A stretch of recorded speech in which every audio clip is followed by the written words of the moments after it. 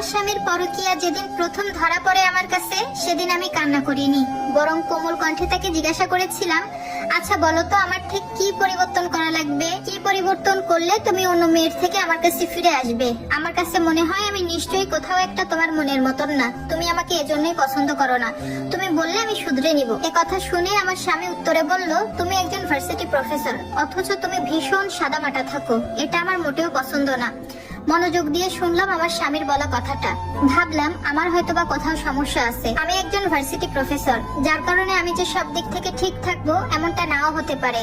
আমি হয়তোবা আমার স্বামীর চোখে স্মার্ট না, কিন্তু বিশ্বাস করেন আমি যথেষ্ট স্মার্ট একজন মেয়ে। তারপরেও আমি আমার হাজবেন্ডের কথা মনোযোগ দিয়ে শুনলাম। এরপর দীর্ঘ 2 মাস লাগিয়ে আমি নিজেকে এর থেকে আরো বেশি স্মার্ট করলাম। নিজের সাদামাটা খোলসটা ছাড়িয়ে এবার আমি বাইরের জগতে বেরিয়ে পড়লাম। নিজেকে যখন পরিপাটি করে স্বামীর জন্য তৈরি করলাম, ঠিক তখন দেখলাম আমার স্বামী তাতেও আমার উপর সন্তুষ্ট না। দ্বিতীয়বার আমি আবারও তাকে অন্য নারীর সাথে হাতে না হাতে একসাথে ধরলাম। সেদিনও আমি তাকে ঝগড়া না করে নরম কণ্ঠে বললাম, তুমি না আমাকে আধুনিক হতে বলেছিলা, স্মার্ট হতে বলেছিলা, আমি তো তোমার কথা মতো আধুনিক হলাম। তারপরও আমার ভেতরে কি সমস্যা বলো তুমি? তুমি আবার কেন এসব করছো? তুমি যা যা বলবে আমি সবগুলো শুধরে নেব আর সেভাবেই চলবো। তারপরও তুমি এসব করা বাদ দাও, কারণ আমি শুধু তোমাকেই ভালোবাসি আর তোমাকেই চাই। তুমি শুধু একবার বলো প্লিজ, আর কি কি করা প্রয়োজন আমার? কি করলে তুমি আর অন্য মেয়ের দিক ফিরে তাকাবে না? এ কথার উত্তরে আমার স্বামী বলল, তোমার সরল সোজা এসব ধরন পাল্টাও। আমার প্রতি এত নেকামি ভালোবাসা এগুলো ছাড়ো, এসব দেখলে আমার বিরক্ত লাগে। মানে হচ্ছে আমি আমার স্বামীকে প্রচুর ভালোবাসি, প্রচুর শ্রদ্ধা করি, আর এই জিনিসটাই তার কাছে খুব বিরক্ত লাগে। আমি খুব সহজে তার কথাগুলো মেনে নিলাম, স্বামীর কথায় বদলে গেলাম। তাকে আর অতিরিক্ত ভালোবাসা দেখাই না, স্বামী ভক্ত দেখাই না।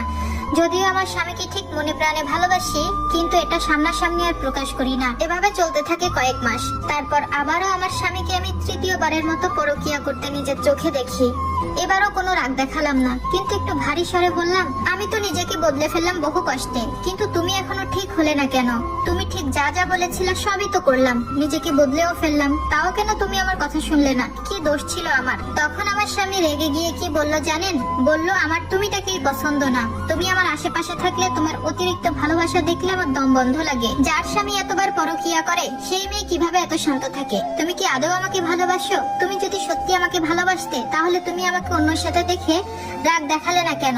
একবারও রাগ দেখিয়েছো আমাকে? রাগ হয় না তোমার? আমার এখন তুমিটাকেই পছন্দ না, তোমাকে দেখলে আমার রাগ হয়। স্বাভাবিক আর 4-5টা মেয়ের মতো হতে পারো না তুমি? আমার স্বামী জোরে চিৎকার করে করে এই কথাগুলো আমাকে শোনালো।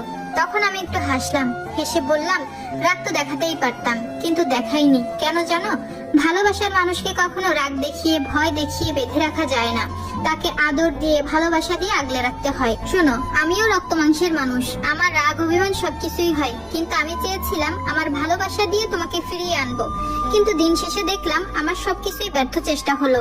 আসলেই আমার আগেই বোঝা উচিত ছিল, যে ছেড়ে চলে যাবে সে শত অভিযোগ দিয়েও চলে যাবে, যেটা আমি এখন হারে হারে বুঝতে পারছি। যাই হোক, তোমাকে এখন মুক্ত করে দিয়ে গেলাম, আমি আর তোমার সাথে থাকবো না, তুমি ভালো থেকো।